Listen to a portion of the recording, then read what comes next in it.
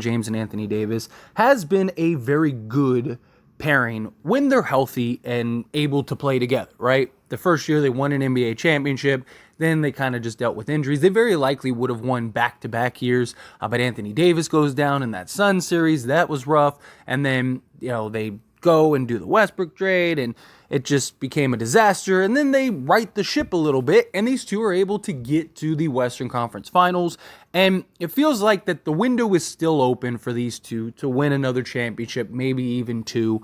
But that window is closing, and it's closing fast. Now, obviously, LeBron James is only getting older. He's going to be 39 next year. He has at least one more year with the Lakers under contract. And then if depending on how that season goes, my guess is LeBron will kind of dictate and change things from there. That's my guess. Like if the Lakers win the NBA championship, then I think LeBron probably opts back in and tries to go back to back if he can. If not, and like let's say the Lakers lose in the first round or something like that, then he could end up opting out and trying to go elsewhere, maybe go plays with his son. And then that would ideally put the franchise in the hands of Anthony Davis, while the Lakers maybe go look for another star or kind of just try to build around AD. But there are real questions with Anthony Davis, right? And what is he going to be able to do once LeBron James leaves? He's 30 years old, he'll be 31 next year. LeBron's kind of tried to hand the keys to AD on several occasions, and it just seems like at times he looks like that guy, right? Like he had like a 2-3 week stretch where he was arguably the best player on the planet. Like he was playing unbelievable basketball, and you're just like, this is the guy. This is what we're talking about here. But it's the lack of consistency is a real issue and a real concern. And it's like, can you win with Anthony Davis post LeBron James? Now, I definitely think you can, and I've been a huge defender of Anthony Davis. I think he is an incredible talent, and even when he's not performing on the offensive end, you're getting arguably the best defensive player in the entire league constantly. He was that in the playoffs and was just a real force on that end. But can he be the number one guy? That's a real question. That's a real concern. Now, there's always the possibility of once LeBron leaves, he kind of embraces that role more, right? Because you've seen it LeBron's whole career. He's just such a gravitating, dominant force that more times than not, you'll see guys just kind of downgrade into LeBron or kind of just fade into LeBron, even when LeBron's trying to have that person do otherwise, because it's LeBron James. He's arguably the greatest player ever. So as good as a player as Anthony Davis is, how much is he like, well, I have LeBron James, right? That becomes a real thing where if he doesn't have LeBron James, he might look at it as like, okay, well, I'm the guy. It's me, right? So I need to play and be that dominant force. And so maybe you do see that shift with Anthony Davis in the foreseeable future. But regardless, the Lakers are going to have to make a decision, and they're going to have to make a decision in the next year or so, right? Anthony Davis is eligible for a contract extension, 3 years, and there are now conflicting reports on whether or not the Lakers are going to give him that. We even got the conflicting reports per ESPN, that AD's extension. We originally got a report that said the Lakers are prioritizing getting Anthony Davis an extension, and they want to get that done this offseason, ASAP. But now we're getting these reports that, hey, the Lakers, it's not a priority this offseason. It's not something that they are looking to get done. But here's the thing. So, for one, Anthony Davis, the extension doesn't have to come immediately, right? Like it doesn't have to, they have him under contract through the 2024-2025 season. So it's not like it's something that they have to get done this time tomorrow. It's not of pressing dire need, but it is something that they do need to do relatively soon. Right? They should do that in the next year or two. There is the idea of like, okay, well, if we get it done now, then it's out of the way and we can kind of focus on the future. And he is eligible for 3 years, $167 million for a contract extension, which the Lakers very likely are going to give him.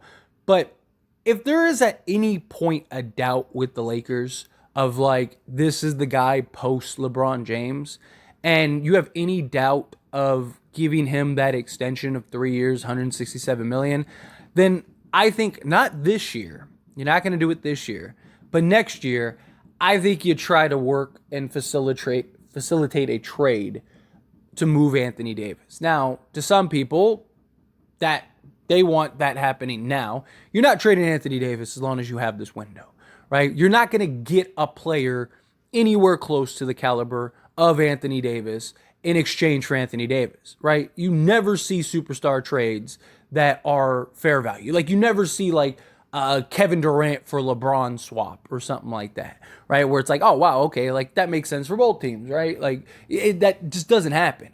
Usually the team that wins gets the star.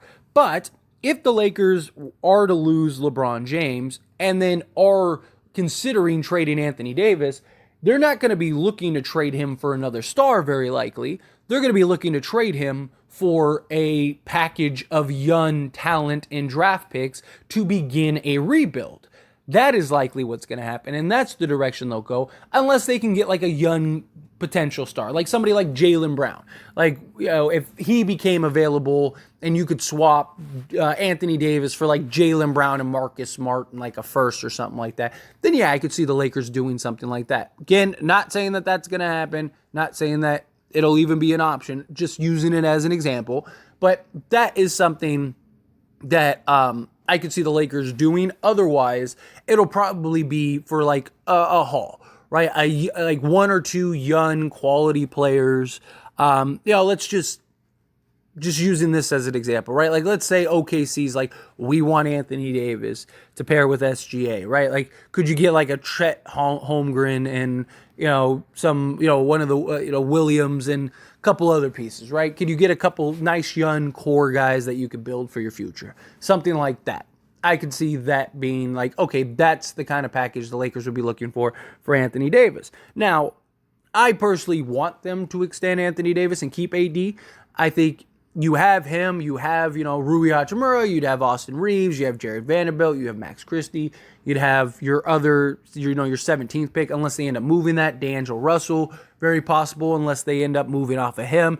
And so you basically got your core team. All you're doing at that point is looking for the star that you can now go and pair with Anthony Davis, or maybe even like that mid-tier guy, or does Max Christie evolve into that, right? Do you end up getting like, not to the greatness of that, but like, do you get like that big little, like that Shaq Kobe, where Shaq was the guy that came in that was the experienced vet, and then Kobe evolved into that other guy, into that other star to play alongside Shaq, right? Like, you could have that. Does Anthony Davis be the established guy, be the guy that is supposed to be the leader in the team guy going forward, and then Max Christie or your 17th pick, or maybe Rui ends up evolving into that guy that becomes the number, the Batman and Superman type dynamic, right?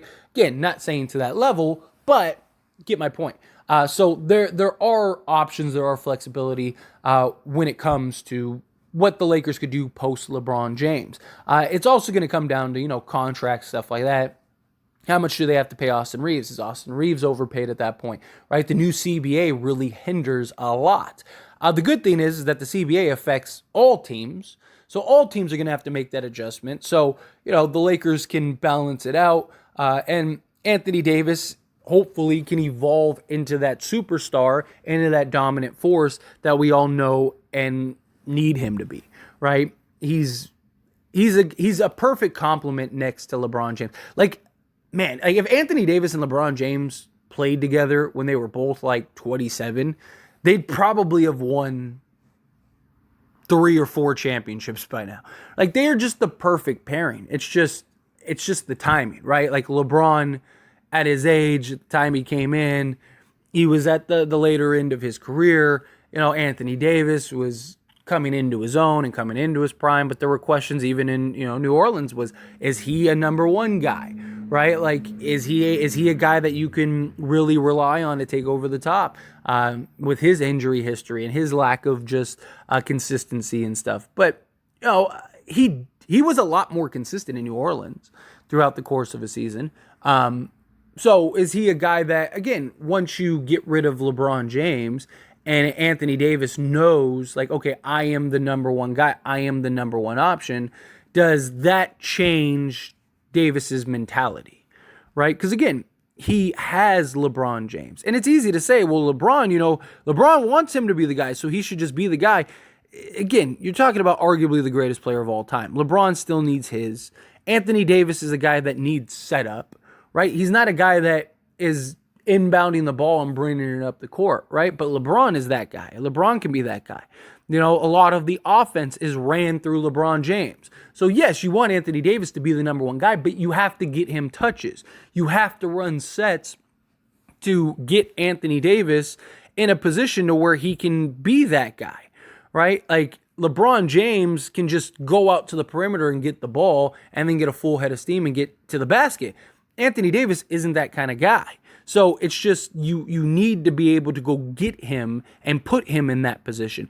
Anthony Davis this year had a great season. I mean, he averaged 26 points, 12 and a half rebounds. He had 3 assists, 1 steal, 2 blocks. The guy was the best defensive player in the league this year. Absolute monster in the playoffs on the defensive end. And he led the league in 30 and 15 games as well as 35 and 15 games. Like the guy, he also led the playoffs in rebounds. For as much as people are like, Anthony Davis can't rebound, like he led the playoffs in rebounds with like almost 13 a game. Like the guy is by all means a top 10 player on both sides of the ball, right? But it's just, I want to see and I need to see him be more consistent. I really do, like genuinely, right? Like he's in a position to where he can kind of steer the ship and right everything with the Lakers, right? And I even said it at the beginning of this past season, is like, we go as far as Anthony Davis takes us. And if Anthony Davis is arguably the best player on the court 4 games a series, we probably win the NBA championship. The problem was he wasn't. And can he be this year and going forward? It's a real question. But anyway, as always, this is a discussion, so I pass the question on you. Let me know your thoughts and opinions down in the comments below. What do you think the Lakers do? Do you think that they extend him? Do you think that they don't? Do you think that they try to work out a trade? Again, they're not going to trade him this year. If they do, it'll be next season. But I don't know. If the right deal is there, I don't mind the Lakers hitting the reset button next year. I don't think you do it this year. I think this year you try to go win an NBA championship. But if that doesn't work, and say Anthony Davis underperforms or he gets injured again or whatever, then I think if you can find a good sort of rebuild type package, I think you do it. I think you trade him and kind of just build around your young core for a couple years. You're Los Angeles. There's going to be stars that are going to want to go to you. You're the Lakers. Eventually a star or two is going to want to go to the Lakers. So you have your little hiatus for a year or 2, 3, whatever, and then can turn it around. Hopefully it's not like as long as the previous hiatus. But anyway, again, love to hear your thoughts and opinions. However you feel, down